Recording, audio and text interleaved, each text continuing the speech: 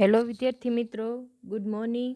તો આપણે જે માનવ સંસાધન સંચાલનનો આપણે યુનિટ ફર્સ્ટમાં ચર્ચા કરી કાલ અર્થ, એની વ્યાખ્યા, એની બેઝિક માહિતી આપણે જોઈ કે માનવ સંસાધન શું છે, કર્મચારી કે માનવ સંસાધન સંચાલન છે એ કઈ રીતનું છે એ જોયું. ત્યારબાદ આપણે આ લેક્ચરમાં ચર્ચા કરીશું કે સંચાલનના લક્ષણો કયા છે. તો એ જોવાનું છે કે માનવ સંસાધન સંચાલનની વિવિધ વ્યાખ્યાઓ પરથી તેના લક્ષણો નીચે મુજબ તારવી શકાય. એની જે વિવિધ વ્યાખ્યાઓ છે એના પરથી એના લક્ષણો આપણે આવી રીતના તારવી શકાય કે સંચાલનનો એક ભાગ છે. એટલે માનવ સંસાધન સંચાલન રહ્યું ને એક સંચાલનનો ભાગ તરીકે કહી શકાય કે કારણ કે કોઈ પણ સંચાલન હોય એટલે માનવી સાથે જોડાયેલું હોય. તો માનવ સંસાધન સંચાલનનો એક ભાગ છે. સંચાલકીય ધ્યેયોની સિદ્ધિ માટે માનવ તત્વનો કાર્યક્ષમ ઉપયોગ કરવા માટે તે અપનાવાય છે. કે જે માનવ તત્વનો જે કાર્યક્ષમ એટલે કે જે એનો મહત્તમ ઉપયોગ કરી શકાય એના ઉપયોગ કરવા માટે અપનાવવામાં આવે છે.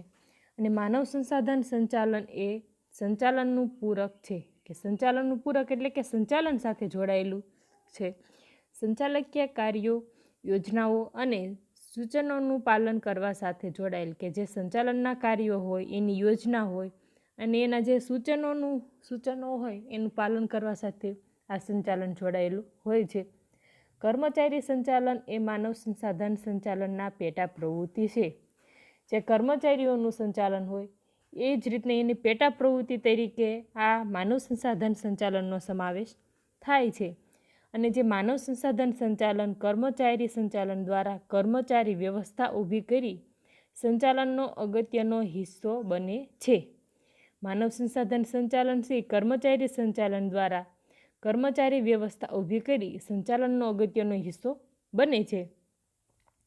ત્યારબાદ આપણે બીજું જોવું કે સંચાલનના અન્ય કાર્યો સાથે સંબંધ હોય છે. કે પહેલું જોયું આપણે કે એનો એક ભાગ તરીકે હોય. ત્યારબાદ એ કે અન્ય કાર્યો સાથે પણ સંબંધ ધરાવે કે માનવ સંસાધન સંચાલન છે એ સંચાલનના તમામ કાર્યો સાથે ગાઢ સંબંધ ધરાવે છે. અને કર્મચારી વ્યવસ્થા માનવ સંસાધન સંચાલનનો હિસ્સો છે અને સંચાલનનું અગત્યનું કાર્ય છે. સંચાલનના કાર્યો પરસ્પર સંબંધિત છે. જે સંચાલનના જેટલા કાર્યો હોય છે પરસ્પર સંબંધિત હોય છે.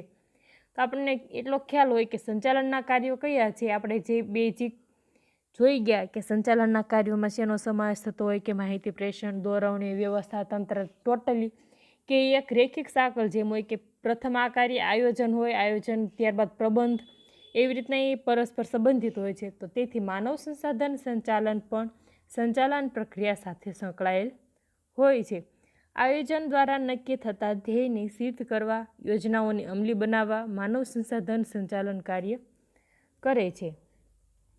વ્યવસ્થા તંત્રના માળખા અંતર્ગત વિવિધ વિભાગો વચ્ચે કાર્યો અને સત્તાની જવાબદારીની વહેંચણી મુજબ માનવ સંસાધન દ્વારા કાર્યો થાય.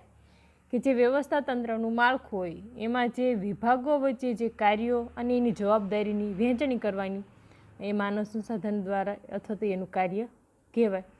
વિવિધ કાર્યો વચ્ચેનું સંકલન, કાર્યોની અસરકારકતા માટે દોરવણી અને અંકુશ માનવ સંસાધન માટે જરૂરી છે.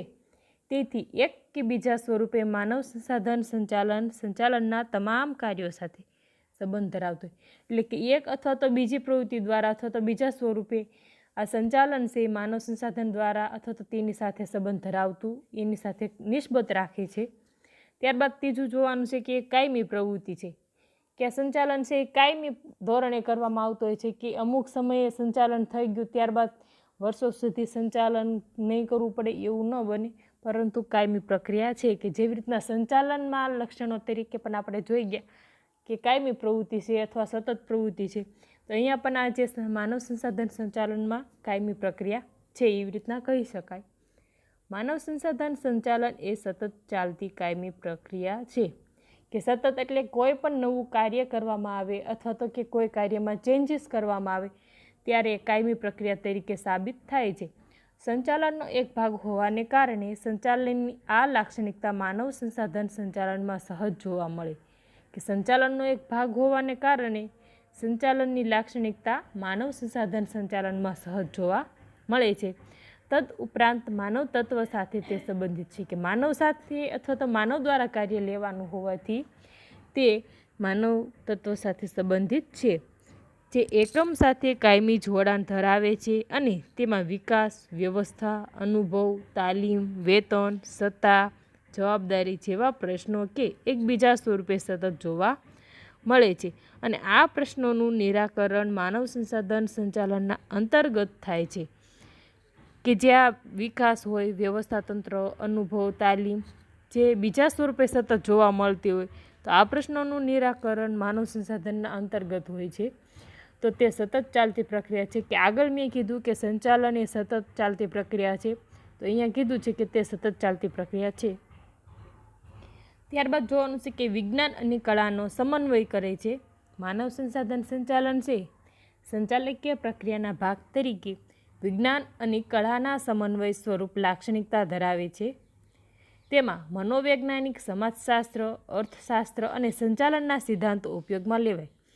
જે વિજ્ઞાન અને કળા તરીકે દર્શાવ્યું છે અથવા તો એનો સમન્વય કીધો છે, એટલે કે કળા અને વિજ્ઞાનનો સમન્વય સ્વરૂપ લાક્ષણિકતા ધરાવે, કે તેમાં મનોવૈજ્ઞાનિક, સમાજશાસ્ત્ર, અર્થશાસ્ત્ર અને સંચાલનના સિદ્ધાંતો ઉપયોગમાં લેવાય છે. સાથે સાથે વ્યક્તિની આંતરિક શક્તિની વિકસાવવી, માનવીય લાગણીઓ ઓળખાવી, દોરવણી આપવી, વ્યક્તિગત સંબંધો વિકસાવવા, પ્રોત્સાહન આપવું અથવા તો જેવા કાર્યો માટે માનવ સંસાધન સંચાલન કળાના તત્વ પર આધારિત છે. તેથી તેમાં વિજ્ઞાન અને કળાનો સુભગ સમન્વય જોવા મળે છે. કર્મચારી સંચાલન સાથે સંબંધ. કર્મચારી સાથે સંબંધ શા માટે? કે જે માનવ દ્વારા એનું કાર્ય હોય, એટલે કોઈ પણ માનવ કર્મચારી એની સાથે સંબંધ ધરાવતો હોય, તો માનવ સંસાધન સંચાલનમાં કર્મચારી સંચાલનનો સમાવેશ થઈ જાય. કર્મચારી સંચાલનના સીમિત ખ્યાલને માનવ સંસાધન સંચાલન દ્વારા વિશાળ અર્થમાં રજૂ કરવામાં આવે છે.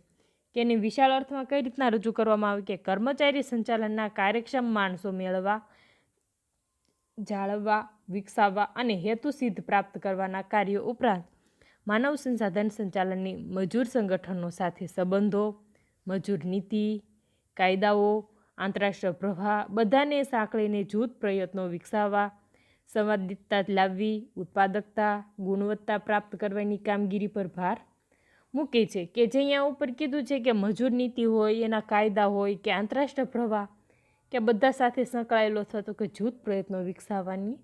તેથી કર્મચારી સંચાલન માનવ સંસાધનનો એક હિસ્સો બની જાય છે. આના કારણે જે કર્મચારી સંચાલન છે એ માનવ સંસાધનનો એક હિસ્સો બની જાય છે. તો લોકાભિમુખ પ્રક્રિયા, કે માનવ સંસાધન સંચાલન એક લોકાભિમુખ પ્રક્રિયા છે. તે કર્મચારીઓ સાથે વ્યક્તિગત રીતે અને જૂથ સ્વરૂપે સંકળાયેલ છે. માનવ સંસાધન સંચાલન છે લોકોની સાથે પ્રક્રિયા છે, અથવા તો કે કર્મચારીઓ સાથે વ્યક્તિગત રીતે અથવા જૂથ સ્વરૂપે સંકળાયેલ હોય છે. તો સંગઠનના માનવ સંબંધોની સ્થિતિ વિશે ઉકેલ રૂપ અથવા કાર્યો નિભાવવા સંગઠનની વ્યક્તિઓ, તેની કામગીરીઓ અને તે માટેના યોગ્ય પર્યાવરણ વચ્ચે સર્વોત્તમ સુમેળતા સિદ્ધ કરવાની એક અનોખી પ્રક્રિયા છે. તેમાં સંગઠનના લોકોને અને સંગઠનને એકત્રિત કરી દરેકના ધ્યેયો પ્રાપ્ત કરી શકાય તેવી કામગીરી થતી હોય છે. કે જે લોકો દ્વારા જે પ્રક્રિયા થતી હોય છે, કઈ રીતના થતી હોય છે, એ અહીંયા દર્શાવાયું છે. ત્યારબાદ જોવાનું છે કે 7મું, કે વિકાસ અભિમુખતા. કે માનવ સંસાધન સંચાલનમાં કર્મચારીઓ પોતાના કામમાં જે મહત્તમ સંતોષ મળવો પડતો હોય, અથવા તો કે સંગઠન માટે જે શ્રેષ્ઠ પુરુષાર્થ અથવા તો કે બનતી મહેનત કરી શકે, તે માટે પોતાનામાં રહેલી જે સંભવિત ક્ષમતાઓને બહાર લાવવા સાથે સંકળાયેલ પ્રવૃત્તિ છે. જે કોઈ કર્મચારી અથવા માનવ સંબંધિત સક્ષમતાને બહાર, એટલે કે એમાં જે રહેલી કળા પ્રવૃત્તિને બહાર લાવવા સાથે સંકળાયેલી પ્રવૃત્તિ છે. આ હેતુથી કર્મચારીઓમાં રહેલી સંભવિત ક્ષમતાઓને પારખવામાં સહાયભૂત થાય તેવી બાબતો, જેમ કે કર્મચારીનું વ્યક્તિત્વ, એની રસ, રુચિ, અભિગમ, તેમની સાથે રહેલી તકો, તેમનામાં છુપાયેલા કૌશલ્ય, શક્તિ, સામર્થ્ય વગેરે લક્ષમાં લેવા જોઈએ. ત્યારબાદ જોવાનું છે કે પડકારરૂપ કાર્ય. કે માનવતાનો ગતિશીલ સ્વભાવ જોતા માનવ સંસાધન સંચાલન અને પડકારરૂપ કામગીરી છે. માનવને પોતાના મનોભાવો, ઉર્મિલાઓ, લાગણીઓ હોય છે. કે પડકારરૂપ કાર્ય એટલે કે માનવ સંસાધન છે ગતિશીલ સ્વભાવ જોવા મળે. કે માનવનો સ્વભાવ સમયે સમયે અથવા તો કે સમય અનુસાર ચેન્જ થતો હોય છે, કે અમુક પ્રવૃત્તિમાં રસ રુચિનો ધરાવતા હોય તો એ પ્રમાણે એનો સ્વભાવ અલગ હોય છે, બોલચાલ અલગ હોય, એનું વ્યક્તિત્વ અલગ હોય, તો એ પડકારરૂપ કામગીરી છે. તો માનવને પોતાના મનોભાવો, ઉર્મિઓ, લાગણીઓ હોય છે, તે જીવંત પ્રાણી છે, તેની સાથે યંત્રવત વર્તી શકાતું નથી. માનવી છે એ જીવંત પ્રાણી છે, તો તેની સાથે યંત્રવત આપણે વર્તી શકાતું નથી, કે યંત્ર ઘોડે સતત કાર્ય કરતો હોય તો માનવ દ્વારા જે કાર્ય થતું હોય એમાં એને શ્રમ કાર્ય કરવામાં થાક લાગવો, માનસિક બીમારી અથવા તો માનસિક થાય શારીરિક કે એને થાક લાગે તો એની સાથે યંત્ર રીતે વર્તી શકાય નહીં, પરંતુ યંત્રની માફક તેમની પાસેથી કામ કઢાવી શકાય નહીં. તેમની પાસે યુક્તિપૂર્વક, સાર સંભારપૂર્વક, વ્યવસ્થિત રીતે વર્તવું ખાસ જરૂરી બને છે. આમ માનવ સંસાધન સંચાલન એ અર્થમાં પડકારરૂપ કામગીરી છે કે તેમાં માનવ માત્ર સાથે વ્યવસ્થિત રીતે વર્તવાનું જ પૂરતું નથી, પરંતુ એક જીવંત પરિબળ તરીકે સામાજિક તંત્રનો વહીવટ કરવાનો હોય છે.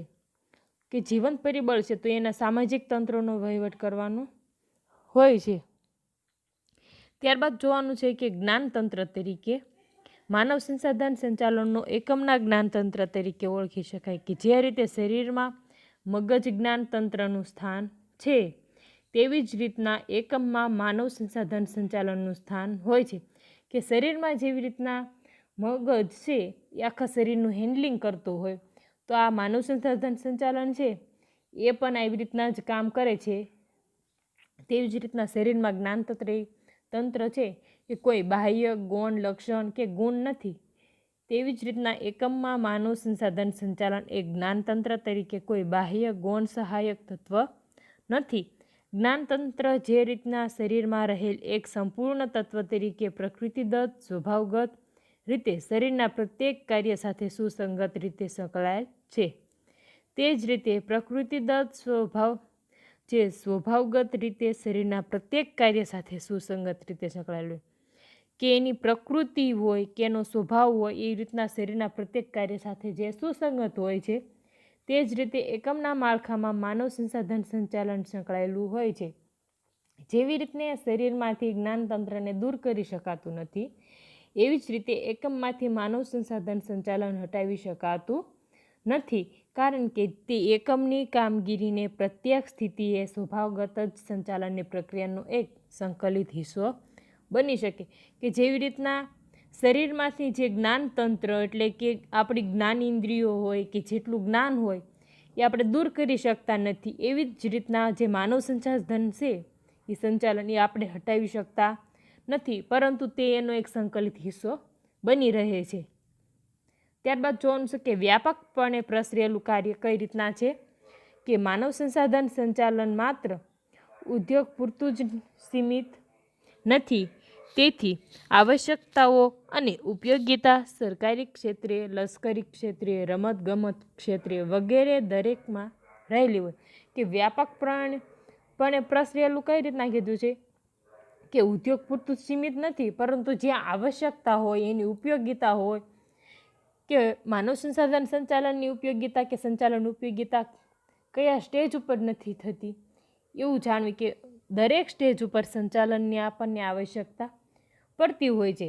તો આપણે જોઈએ કે ધાર્મિક ક્ષેત્ર હોય કે રમતગમતનું હોય, કોઈ પણ ક્ષેત્ર હોય તેમાં આપણે સંચાલન બાકાત રાખી શકતા નથી, કે દરેક ક્ષેત્રે કામગીરીમાં કાર્ય વિસ્તારોમાં વ્યાપકપણે ફેલાયેલું જોવા મળતું હોય છે. તો એવી રીતના આપણે જોઈએ કે વ્યાપકપણે કઈ રીતના પ્રસરેલું હોય છે. ત્યારબાદ આપણે જોઈ 11મું કે સર્વવ્યાપી, કે એટલે દરેક જગ્યાએ જોવા મળતી પ્રક્રિયા કહી શકાય. કે સર્વવ્યાપી હોય કે જ્યાં કર્મચારી સંબંધિત પ્રક્રિયા થતી હોય, કે કર્મચારી દ્વારા અથવા માનવ દ્વારા કામ લેવામાં આવતું હોય, ત્યાં અહીંયા દરેક જગ્યાએ સંચાલન આ જોવા મળે છે. તો આપણે અહીંયા જોઈએ અંદર કે જ્યાં કર્મચારી સંબંધિત હોય તેવી દરેક જગ્યાઓમાં માનવ સંસાધન સંચાલનની કામગીરી સંબંધિત બને, અને સંચાલનના કોઈ પણ વિભાગ હોય કે સપાટી હોય, કાર્યોમાં કર્મચારી જોડાયેલ, કોઈ પણ કાર્ય વિભાગમાં કર્મચારી તો જોડાયેલો હોવાનો જ. તો માનવ સંસાધન સંચાલનની પ્રવૃત્તિ છે વ્યાપી ગયેલી જોવા મળે છે. તો આવી રીતના વિવિધ ક્ષેત્રો હોય તે સંચાલનની ગતિશીલતા સર્વવ્યાપક અને સાર્વત્રિક પ્રવૃત્તિ છે. કે સાર્વત્રિક પ્રવૃત્તિ એટલે કે દરેક જગ્યાએ થતી હોય અથવા કે દરેક જગ્યાએ જોવા મળતી પ્રવૃત્તિ સંચાલન છે. ત્યારબાદ 12મું જોવાનું છે કે માનવ તત્વને વિશિષ્ટ મહત્ત્વ છે. કે સંચાલનમાં માનવ તત્વને જીવન સાધન તરીકે સ્વીકારી વિશિષ્ટ મહત્ત્વ આપવા માટે જ માનવ સંસાધન સંચાલન કામગીરી હાથ ધરવામાં આવે. સંચાલનને શા માટે જીવન સાધન કીધું છે? એનું રીઝન કે સંચાલન છે સમય અનુસાર કે અમુક પરિસ્થિતિ અનુસાર એને બદલવામાં આવે છે, માટે તે જીવન સાધન તરીકે સ્વીકારી એને વિશિષ્ટ મહત્ત્વ આપવામાં આવે છે. દરેક પ્રક્રિયામાં માનવ શક્તિની મર્યાદા, માનવીની વર્તનોની અસરો, મનોવૈજ્ઞાનિક લાક્ષણિકતાઓ, સામૂહિક વર્તનની સામાજિક લાક્ષણિકતા, માનવીની લાગણીઓનો અને અવૈધિક સંબંધનો વિચાર કરીને વિવિધ પગલાઓ લેવામાં આવે છે. અહીંયા માનવીની લાગણી હોય કે એની સામાજિક કોઈ લાક્ષણિકતા કે સામૂહિક જે વર્તન થતું હોય એના ઉપર પગલાં લેવામાં આવે છે. કર્મચારીલક્ષી નીતિઓ હોય કે નિયમો હોય કે વ્યવસ્થા વિકસાવવામાં આવે છે. તો માનવી તત્વને ધ્યાનમાં રાખીને જ બઢતી, તાલીમ, અપકર્ષ કે છટણી જેવી પ્રક્રિયાઓ અપનાવવામાં આવે છે. કે અહીંયા આપણે જોયું કે માનવ સંસાધન સંચાલનના લક્ષણો એટલે કે કઈ રીતના હોય કે સંચાલનનો ભાગ છે કે સર્વવ્યાપી છે કે સાર્વત્રિક પ્રવૃત્તિ છે, સતત ચાલતી પ્રક્રિયા છે અને માનવ તત્વને વિશિષ્ટ મહત્ત્વ આપે છે. તો અહીંયા જે સંચાલનના જે લક્ષણોમાં હોય એમાં થોડો ઝાઝો અમુક અંશે ચેન્જીસ થતા કે માનવ સંસાધન સંચાલનના લક્ષણો તરીકે પણ દર્શાવી શકાય છે. તો અહીંયા આપણે જે આજે માનવ સંસાધન સંચાલનના લક્ષણો જોયા. ત્યારબાદ આપણે નેક્સ્ટ લેક્ચરમાં ચર્ચા કરીશું કે માનવ સંસાધન સંચાલનના હેતુઓ કયા છે એ જોવાનું છે. તો થેન્ક યુ વિદ્યાર્થી મિત્રો.